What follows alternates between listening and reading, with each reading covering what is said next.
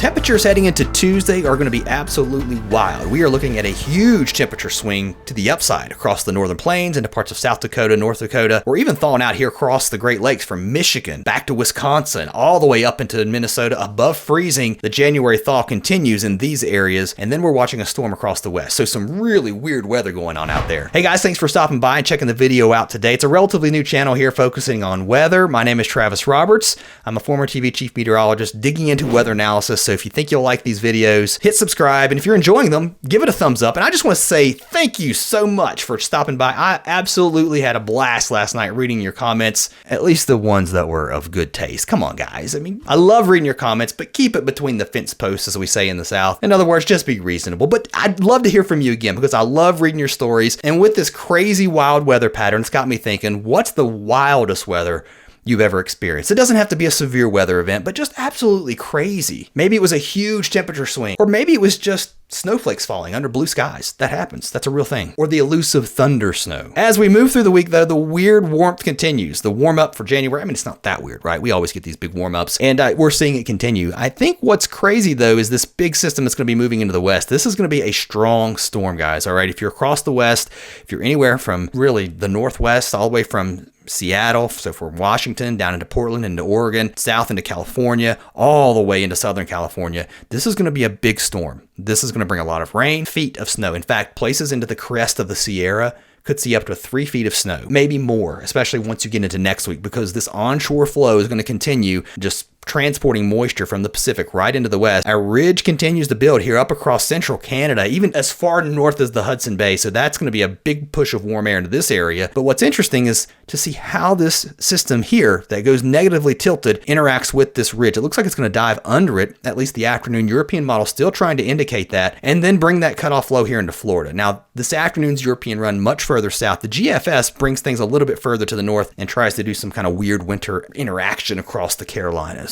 Still too far out on that, but if you'd like to follow along again, hit subscribe and we'll track it together this week. Here we go with our weak Clipper system. That's going to be diving through the Great Lakes. So a little bit of light snow, maybe even some rain mixing in here across Michigan, down into Indiana, even into parts of Ohio. Again, there's not a lot of cold air out there. Look at how we're seeing showers mix in with this heading into Tuesday afternoon across Kentucky, West Virginia, even southeastern Ohio. But once you get into the mountains of, say, eastern Kentucky, West Virginia, even down to western North Carolina, we'll likely see some snow showers here, and then everything turns over to snow in the mountains once we get some colder air in. But into the Piedmont of North Carolina, South Carolina, down into the coastal plain, we're talking about just rain. So from Raleigh to Greensboro, down to Winston-Salem, Columbia, down to the beach, we're just talking about rain showers. That will move offshore pretty quickly and we dry out. Quiet weather here across most of the eastern United States, even the central part of the country, as we move into Thursday. Nice and warm here, so if you need to get out and do some things, this is the time to do it. We do get colder, though, across the northeast, and we'll see some light snow showers with a weak system that will move through,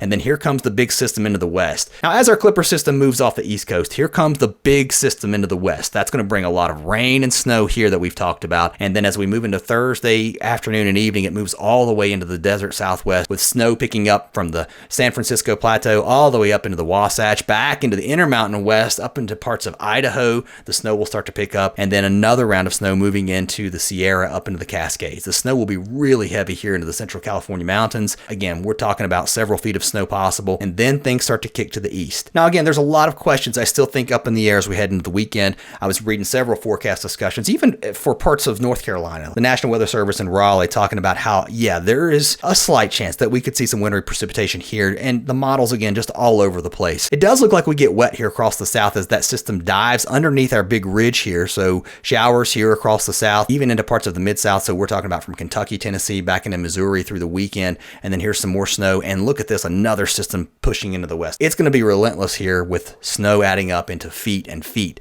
for parts of the Sierra. So once you get up to the crest of the mountains, we're talking about 4, maybe even 5 feet of snow into next week. It's just bonkers here. Here's our system across the southeast. We're talking about next Monday, so 7 days out. This system trying to offer a bunch of different solutions. This is the afternoon run of the European, trying to put that snow mix here into the Carolinas and Virginia. Let's go back 12 hours. I'll show you the overnight run. I mean, look, nothing in these areas. I don't show you all these maps just to say, well, these things might happen. I want to show you the uncertainty that's there. And you know what the Weather Service is putting out? rain or snow. That's the forecast in some of these areas, and some of them are just saying mostly sunny, because at this point it's 7-8 days out. Who knows? But I'm just showing you guys that there is potential there. So here comes our system. This is the GFS ensemble. Someone made the comment yesterday, so you're telling me there's a chance.